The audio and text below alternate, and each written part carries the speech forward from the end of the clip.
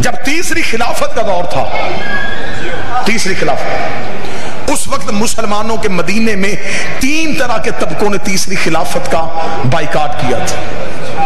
یہ ہسٹری ہے اور تاریخ کبھی بھی شیعہ سنی نہیں ہوتی، تاریخ کی حیثیت آج کے دور میں اخبار کی ہے۔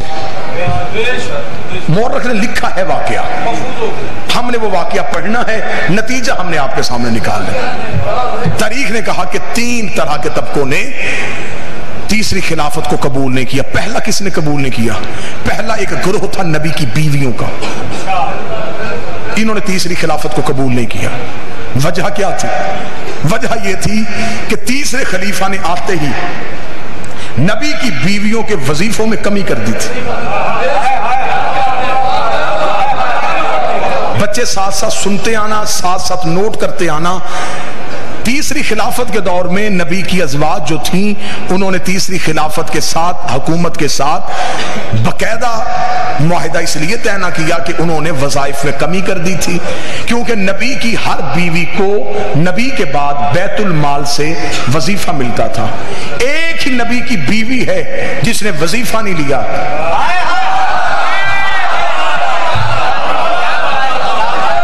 باقی وظیفے مقرر تھے اور ہر ایک کا وظیفہ علیحدہ علیحدہ تھا۔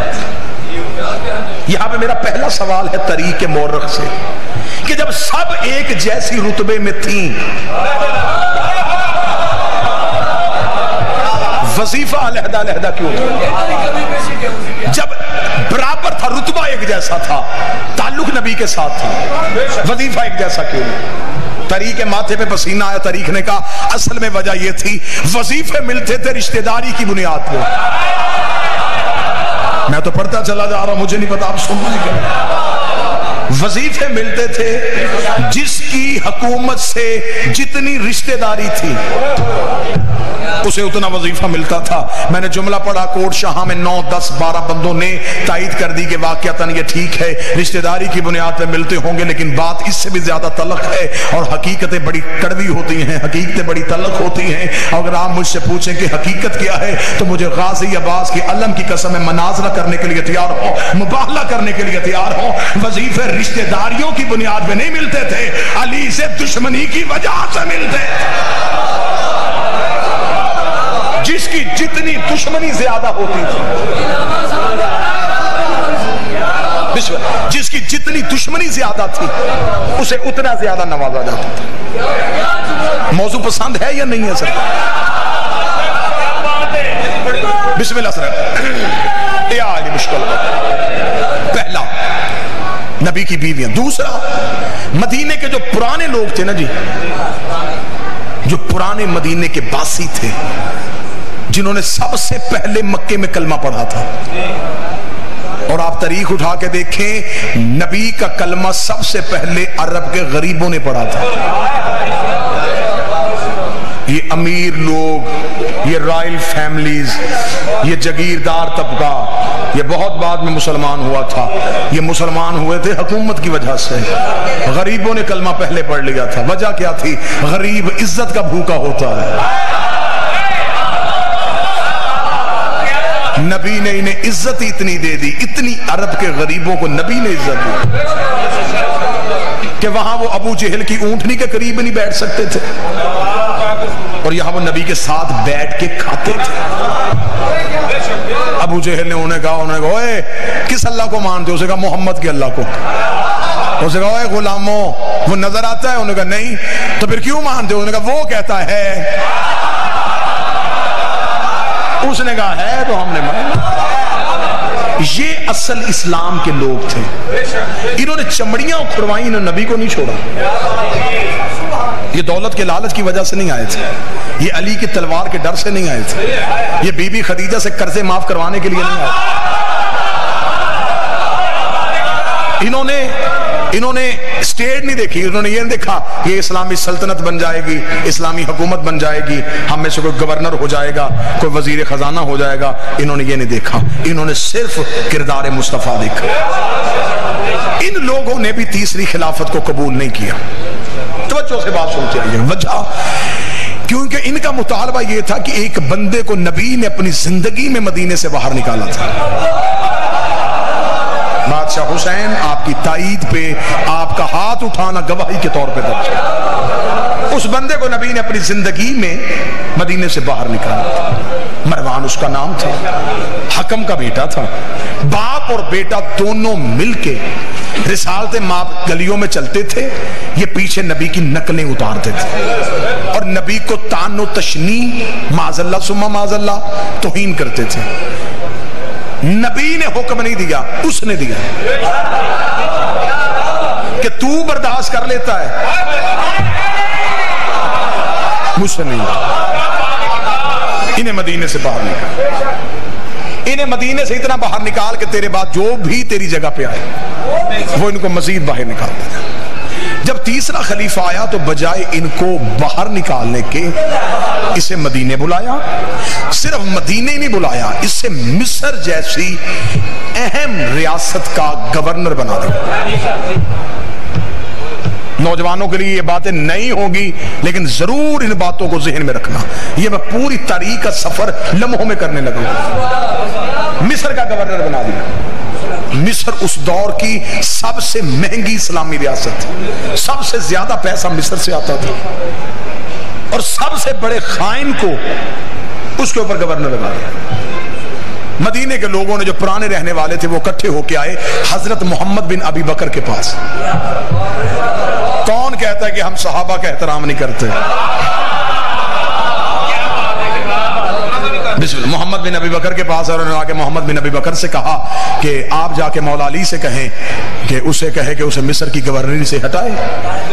محمد بن ابی بکر رات کے وقت مولا علی کے پاس گھر آئے. اور ایک بات میں اور اپنے بچوں کو بتاؤں, مسلمان تاریخ نے بڑا ظلم کیا ہے. انہوں نے 3 حکومتوں میں جو مولا علی کا دور تھا اسے لکھا کہ علی نے دور جو ہے یہ خاموشی میں گزارا, گوشہ نشینی میں گزارا. علی گھر سے نہیں نکلتے تھے, علی قرآن جمع کرتے تھے. بہت بڑا ظلم ہوا ہے یہ علی جیسی شخصیت کے ساتھ کہ علی کے اتنے لمبے دور کو صرف چند جملوں میں بند کر دیا گیا. اور شیعہ بھی یہی جملے ممبر سے میں نے خود سنے ہیں, بندے کہتے علی قرآن جمع کر رہے تھے. وہ کون سا قرآن تھا جو علی کے پاس نہیں تھا؟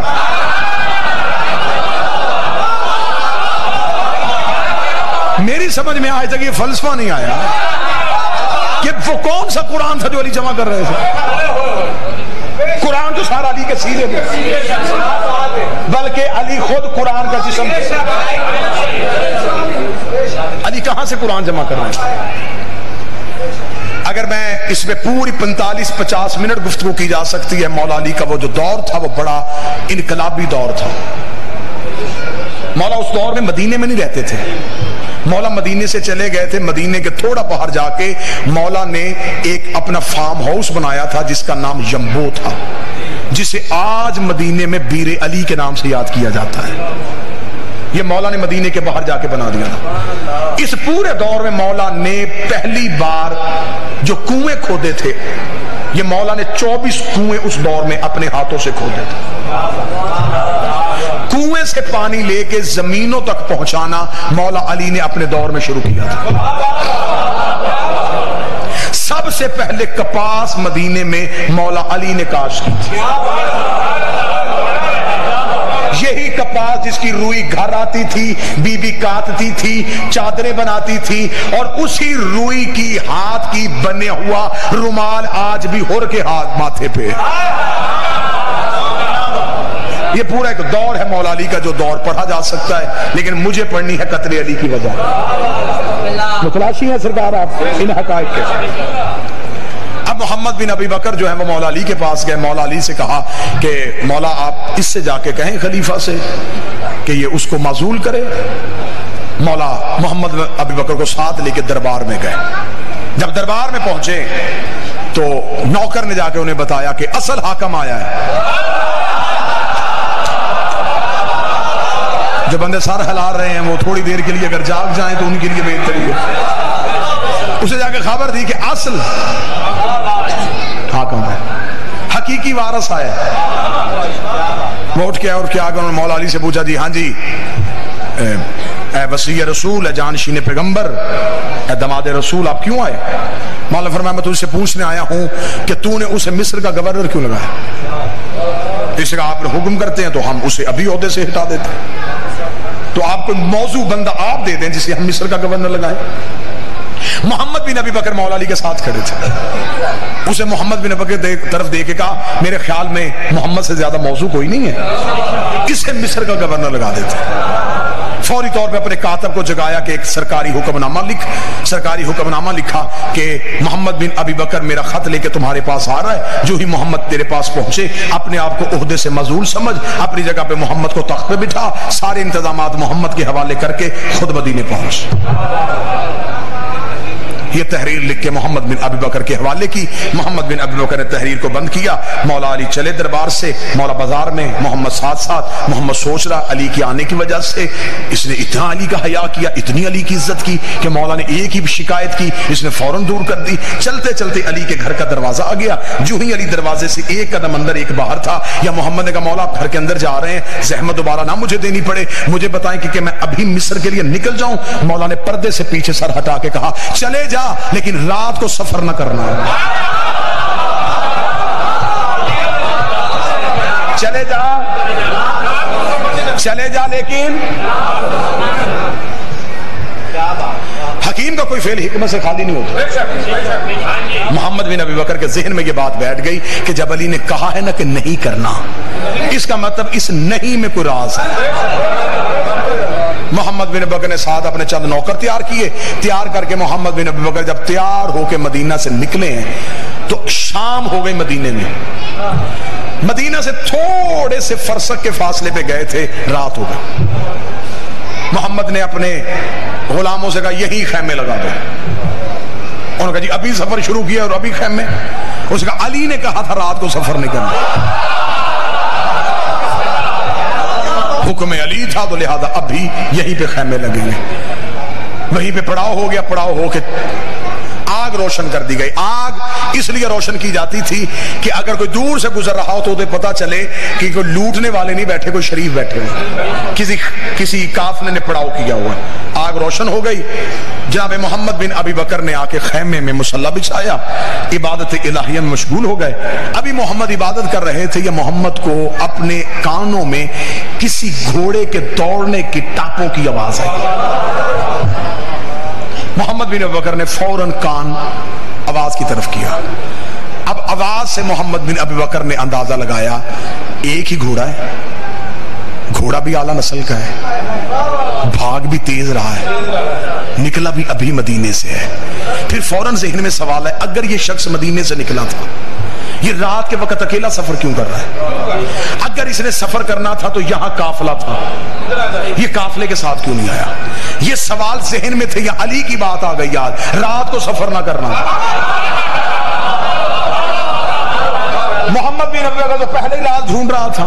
محمد بن ابی بکر نے فوراً خیمے سے باہر نکلے، اپنے نوکر سے جلدی جلدی اٹھ اٹھ اٹھ، گھوڑے پہ زین رکھ، بندہ پکڑ۔ اسے گھوڑے پہ زین رکھی، گھوڑا دوڑایا، بندہ گرفتار کر کے محمد بن ابی بکر کے قدموں۔ محمد نے پوچھا کون ہے تو؟ اسے کہا جی مدینے کا رہنے والا۔ کہاں جا رہا ہے؟ یمن۔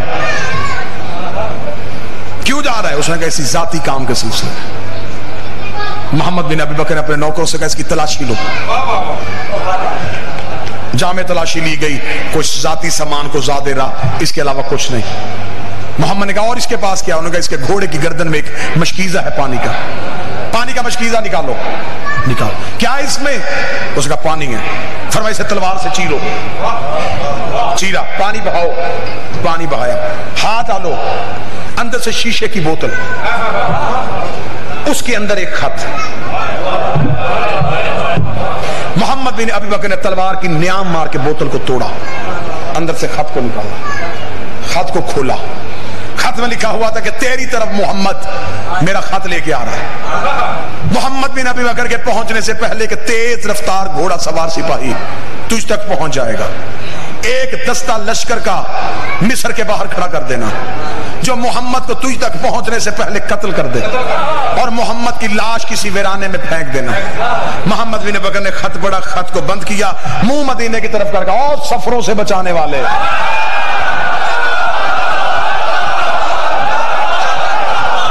اور نیتوں کے لہجے سننے والے اور ارادوں سے باخبر، اے نوکروں کی عزتیں رکھنے والے، بادشاہ حسین مالک کرم ہو گیا تیرا، بندے کو گریبان سے پکڑا، مدینے میں جا کے علی کے دروازے کے باہر محمد بن ابی بکر کے قدم رکے تھے، یہ علی کی حجرے سے آواز آئی، بندہ گرفتار ہو گیا۔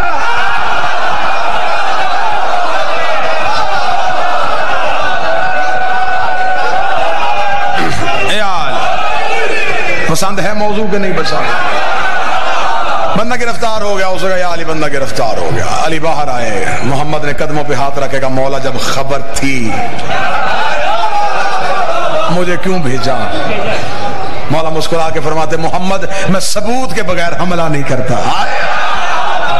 کہاں سے لا گئی دنیا علی جیسا امام؟ بندے کو پکڑا اور مولا علی اپنے گھر میں گئے۔ تاریخ کہتی ہے علی نے زرد رنگ کی عبا پہنی، زرد عبا ہمیشہ مولا علی جنگ میں جاتے ہوئے استعمال کرتے۔ جب علی اپنے کاندھے پہ زرد عبا رکھتے تھے تو مدینے کے لوگ دروازے بند کر لیتے تھے کہ آج علی جلال میں ہے۔ اس رات مولا نے زرد عبا اپنے کاندھے پہ رکھی، کاندھے پہ رکھ کے مولا دربار کی طرف گئے۔ دربار کے باہر نیزے بردار مشعلیں لے کے سپاہی کھڑے تھے، علی ٹھوکر سے دروازہ کھولا، اٹھاؤ اسے۔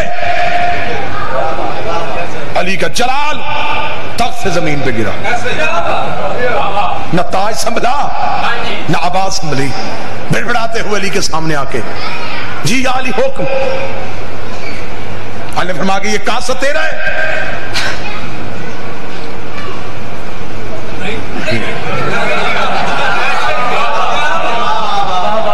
مولا محمد خط دے، خط تیرا ہے؟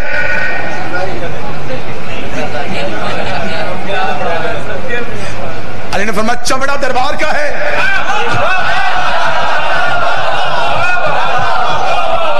کیونکہ اس دور میں سرکاری خطوط لکھنے کے لیے مخصوص چمڑا استعمال ہوتا تھا جو بازار میں بیچنا خریدنا جرم تھا۔ مولا فرمایا یہ چمڑا دربار کا ہے، اب اسے انکار نہیں ہو سکتا۔ دستخط تیرے ہیں؟ جی مہر تیری ہے؟ جی کاسہ تیرا ہے؟ جی گھوڑا دربار کا ہے؟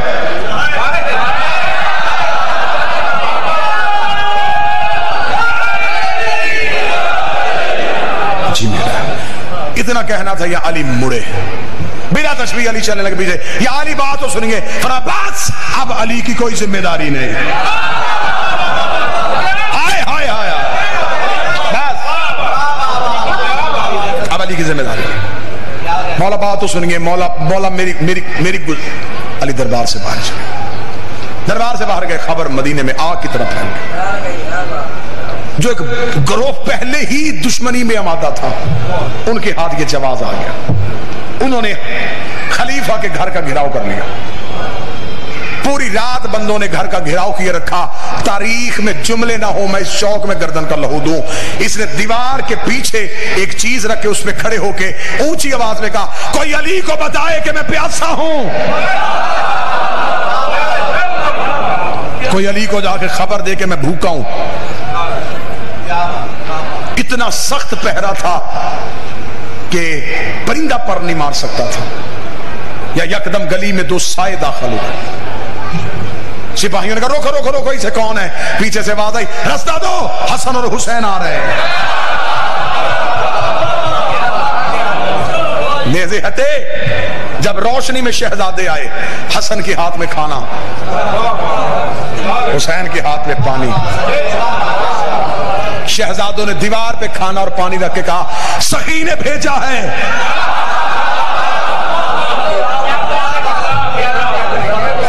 اس نے دیوار کے پیچھے سے کھڑے ہو کے آواز دے کے کہا شہزادو بابے کو بتاؤ میری جان خطرے میں ہے۔ حسن حسین نے کہا تو نے صرف کھانا اور پانی مانگا تھا۔ حکومت کے معاملات میں علی نہیں بولیں گے، مدینے کے مقامی اختلافات میں علی نہیں بولیں گے، یہ کہہ کہ حسن و حسین گئے. رات کے وقت کسی نے دیوار پھلانگی, پتہ انہیں چل گیا تھا کہ اب یہ علی کو پکارنا شروع ہو گئے ہیں. لہذا انہوں نے کہا یہ رات بڑی اہم ہے. اسی رات میں خلیفہ کا قتل ہو گیا. قتل جب ہوا, خلیفہ کا خبر پہنچ گئی پورے دنیا میں, عرب دنیا میں. ایک نبی کی بیوی جو ہے وہ مدینہ سے اسی خلیفہ سے ناراض ہو کے بصرہ چلی گئی تھی. تو جو ہے پوری صاحبان کے نہیں ایسے نہ ہو کہ میں کہوں کہ آپ محظوظ ہو کے سن رہے ہیں اور آپ بالکل سو رہے ہوں. ہاں تھوڑی تھوڑی کرتے رہیے گا, 1.5-2 منٹ کا.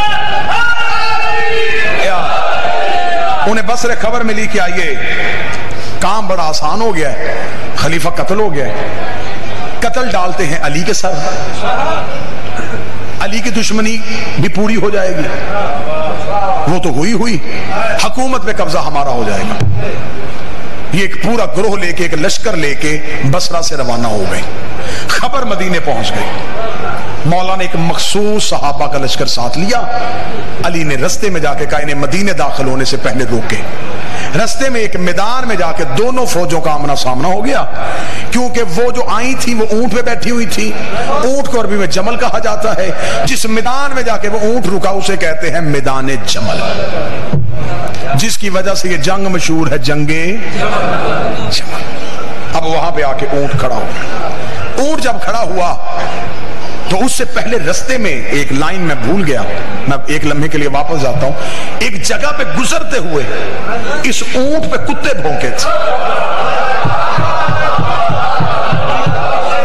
اس بی بی نے طلحہ اور زبیر سے پوچھا یہ کون سی جگہ ہے؟ انہوں نے کہا مقام حواب ہے. اس نے لرز کے کہا آدھی رات کو مجھے محمد نے جگا کے کہا تھا جسے مقام حواب کے کتے بھونکے وہ حق پہ نہیں.